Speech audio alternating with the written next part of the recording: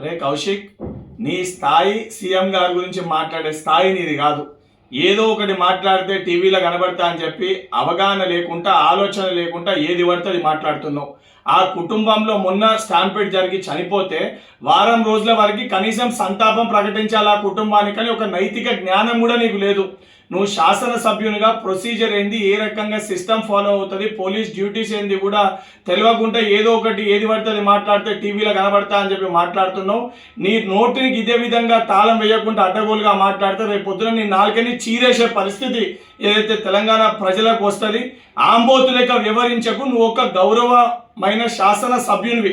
హుజరాబాద్ నియోజకవర్గ ప్రజలు వారి యొక్క సమస్యల్ని తీరుస్తావు, వారి కష్టసుఖాల్లో పాలుపంచుకుంటావు అని చెప్పి నేను ఓట్లేసి గెలిపించారు. అది కూడా నీ కుటుంబాన్ని అడ్డం పెట్టుకొని సానుభూతితోటి గెలిచిన వ్యక్తివి నువ్వు.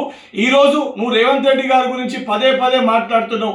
నీకు ఏ రకంగా ప్రొసీజర్స్ రూల్స్ తెలియకపోతే అది సూపర్ స్టార్ కానీ, రాజకీయ నాయకునికి కానీ, లేదా సామాన్య వ్యక్తికి కానీ ప్రొసీజర్స్ రూల్స్ అనేటివి ఒకటే ఉంటాయి. ప్రీమియర్ షోకి పర్మిషన్ ఇచ్చినప్పటికీ అక్కడికి అల్లు అర్జున్ వస్తున్నట్టు ముందు దానికి ఇంటిమేషన్ లేకపోవడం వలన, ఒకేసారి క్రౌడ్ రావడం వలన ఆ స్టాంపిడ్ జరిగింది. సంబంధించి ఏదైతే కేసు బుక్ అయిందో ప్రొసీజర్ ప్రకారము పోలీస్ వారి యొక్క డ్యూటీని వారు నిర్వహిస్తుర్రు.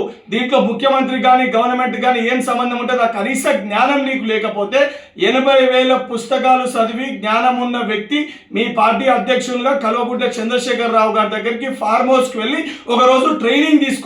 ప్రొసీజర్ ఏముంటుంది, ప్రోటోకాల్స్ ఏముంటాయి అవి తెలుసుకొని బయటికి వచ్చి మాట్లాడరా. విధవ ఇటువంటి ఇష్టం వచ్చినట్టు మాట్లాడితే హుజరాబాద్ నియోజకవర్గంలో నేను గుడ్డలు కూడా తీసి హుజరాబాద్ నియోజకవర్గ ప్రజలు కొట్టే పరిస్థితి ఏర్పడుతుంది.